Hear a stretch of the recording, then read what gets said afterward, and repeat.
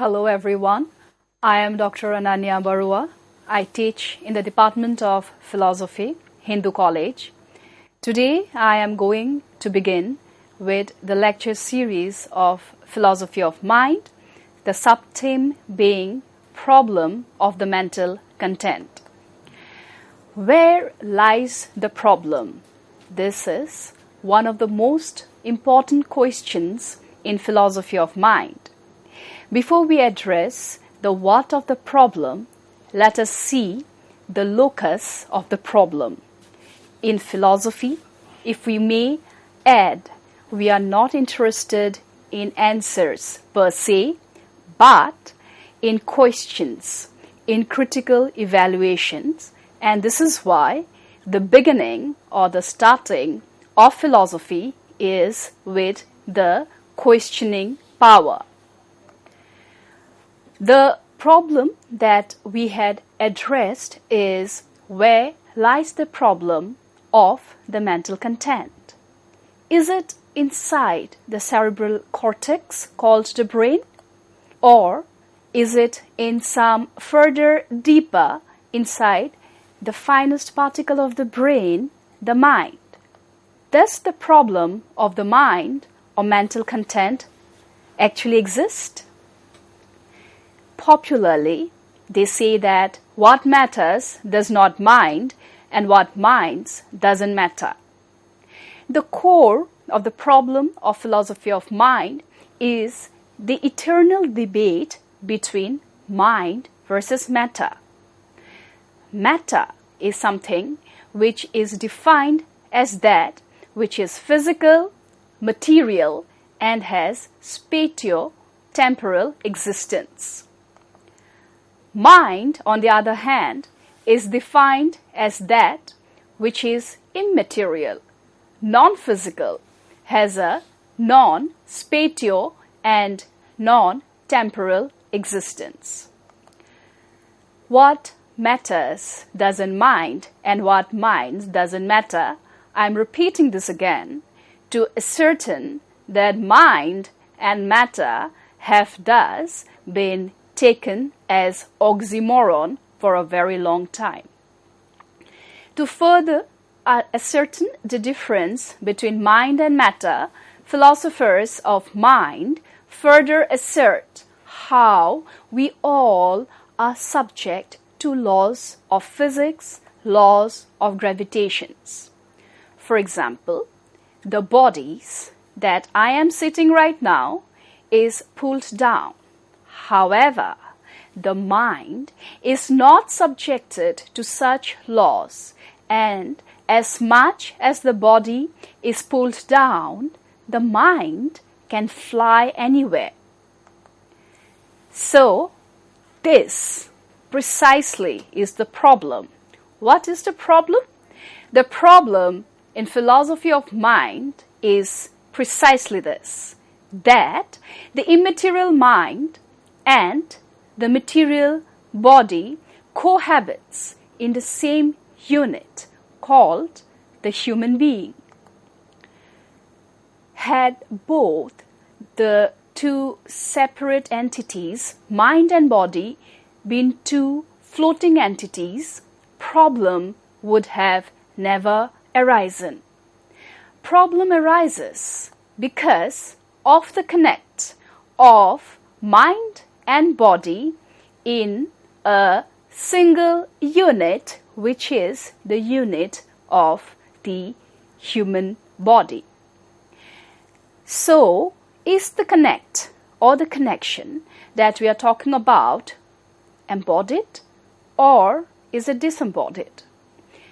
To further elucidate this question, we have to visit the 17th century, where René Descartes is hailed as the father of modern philosophy. What is the modern aspect in philosophy now?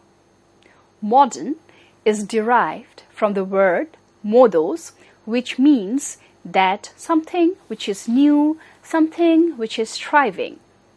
For Descartes, please understand that the very concept of cogito ergo sum, which is extremely popular, happens only and only because he had come up with the methodology of doubt.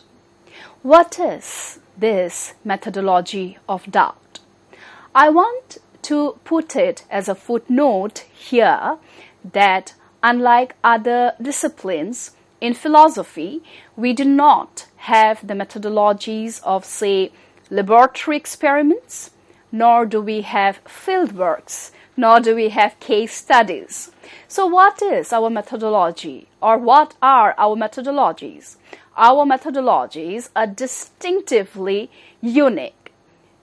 For example, the methodology of hermeneutics, the methodology of analytical debate, the methodology of phenomenology, and so on are the various tools that a philosopher uses. Methodology of doubt is yet another sub-methodology that had been introduced.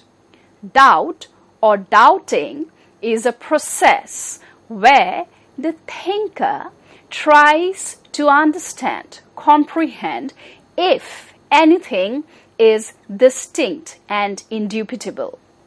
René Descartes realizes that anything and everything under the sky is dubious. This he does with the help of three arguments: the argument from perception, the argument from the dream or the dream argument, and the third one, the demon argument. Now, what is the argument from perception? The argument from perception entails that the sense experience, my eyes, my ears, my nose, my tongue, my taste, might give me a different picture than actually it is. For example, from a distance, I might see the flight or the aeroplane being a tiny object. But when I go near to it, I realize it's a huge one. Similarly, if I notice a stick bent, immersed in water, seems bent, but when it is taken out, I realize it is just a straight stick. So perceptual knowledge, which is the hallmark for the other group of philosophers, the empiricists, does not work out for rationalists, which thus is our argument from perception. The second is the demon argument. Now, what is this demon argument? René Descartes further elaborates and he thinks how maybe the very idea of 2 plus 2 being 4 or whatever formulae that has been given to us is nothing but the work of a evil genius, the demon, who is making us believe that 2 plus 2 is 4. Maybe it is 4, maybe it is something else. And please understand, René Descartes has been one of the most celebrated mathematicians. So he says that maybe it is the superplay of a super demon who is doing all the wrongdoings inside our head. This leads us to the third argument, which is the dream argument. Now, what is this dream argument?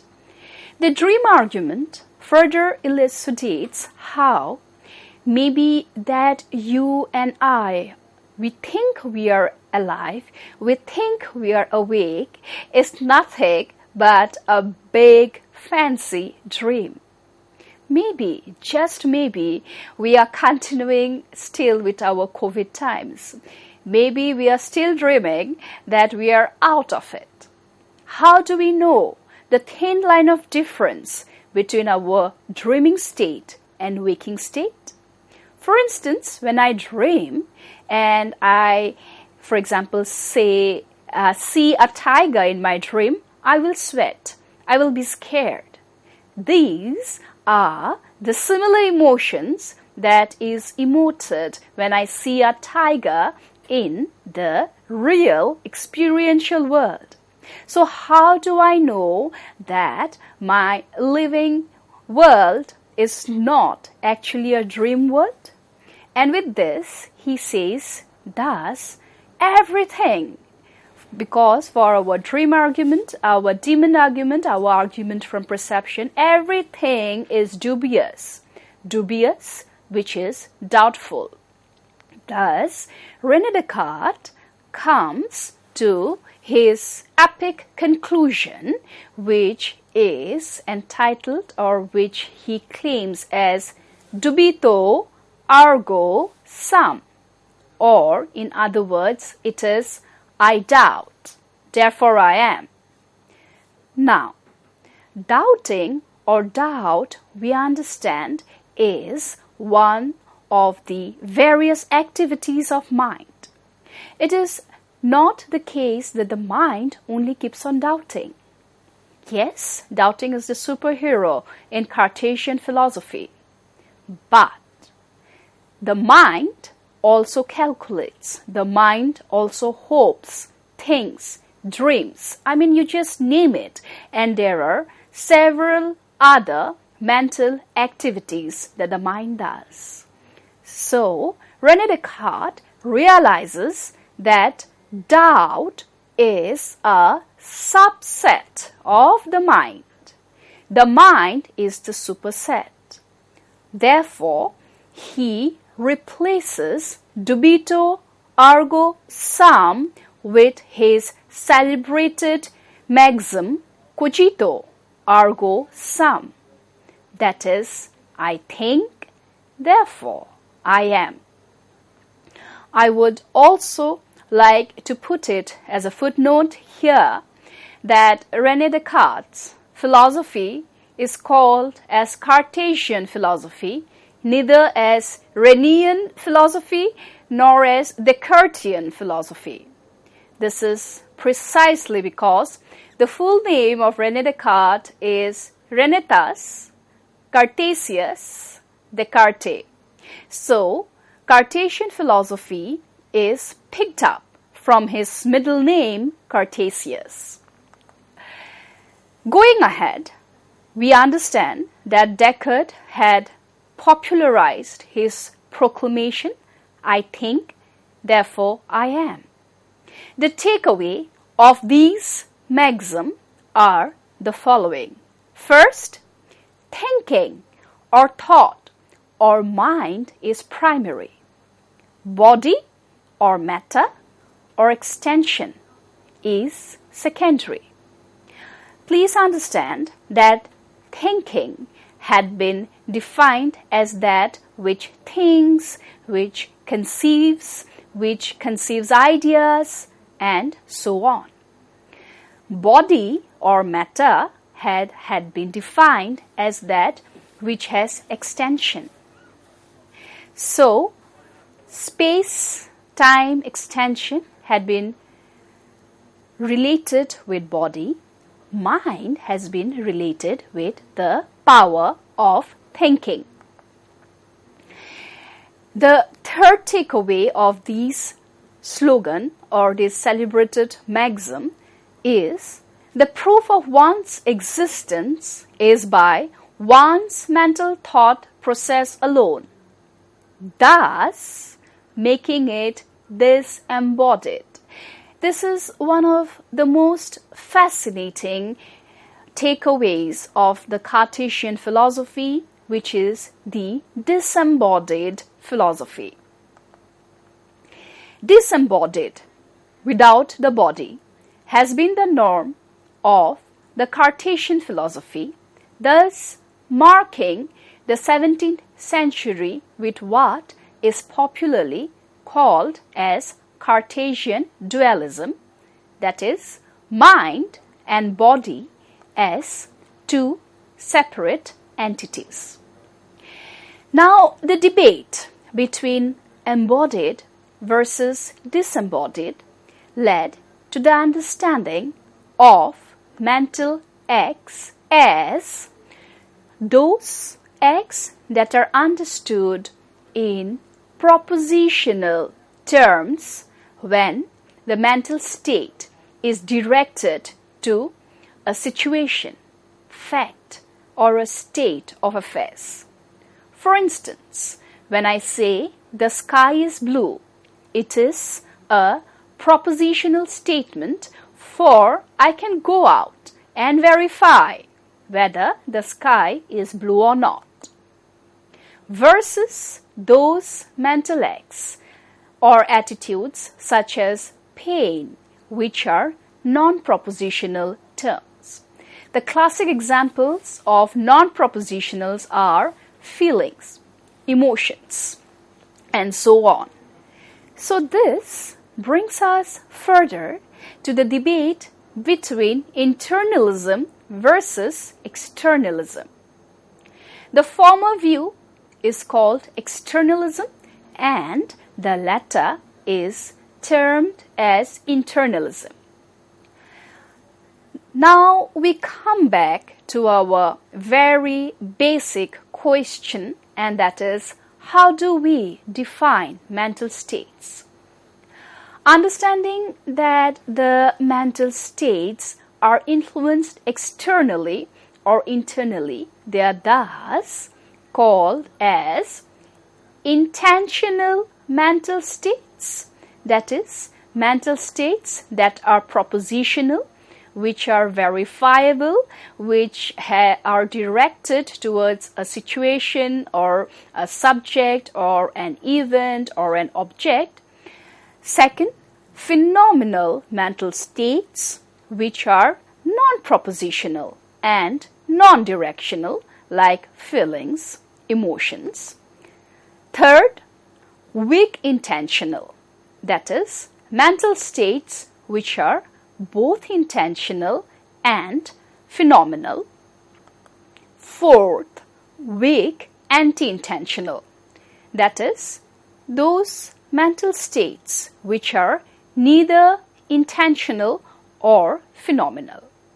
I would like to put across here that some of the examples of strong intentional states are celebrated by philosophers like Tim Crane, where they say that everything that is there, if it has a locus or locability, it has a direction. For example, if I say that my tooth aches or my tooth is aching, the locability or the locus is towards the tooth. Similarly, there are philosophers like Frank Jackson, Thomas Nagel, who says that mental states are phenomenal. There are no directionability. That is, they cannot be directed towards anything outside. For example, pain, for example, emotions. It's very difficult to pinpoint it to a certain event, for it is very subjective. And under phenomenal mental states, we have something what is called as qualia. Qualia are those intense, deep, subjective mental states which are private, which are ineffable, which are subjective, and which are non-propositional and thus non-directional. For instance, qualia are those mental states, subjective mental states, which might be activated in a certain setting or which may not be activated. It is not necessary that my say touch of a silk saris or my taste of mango pickles would always necessarily remind me of my childhood. They may not. However, there are times when the very touch of silk saris might remind me of my silk traditional background that I come from in the form of, say, the Assam silk. Or mango pickles might remind me of my grandmother's making of such pickles. So qualia is a very slippery concept. It is there, but it may not be there too. The third, which is the weak intentional, says that mental states are but a negotiation between both strong intentional and strong phenomenal. That is, mental states are in between. There is a happy bargaining between the directional aspect and the non-directional aspect, and for that to happen, there should not be any problem there. For example, if I and my friend, we are seeing the sunset, it's a beautiful, glorious, the flaming sunset, and I say, wow, sunset, to my friend, that I'm able to express it, wow, sunset, and my friend is able to understand what I am saying, states that that particular mental state of looking at the sunset has been communicated, and thus is propositional. Whether the sunset exists or not can be verified. But maybe I might feel nostalgic seeing the sunset. My friend may not feel nostalgic. That is, phenomenal mental states may be triggered, it may not be triggered. So, our weak intentional mental states are those states which are happily a combination of both intentional and phenomenal. So we see these are the various states of the problem on the mental content, and we will continue further in our lecture 2. Thank you so much.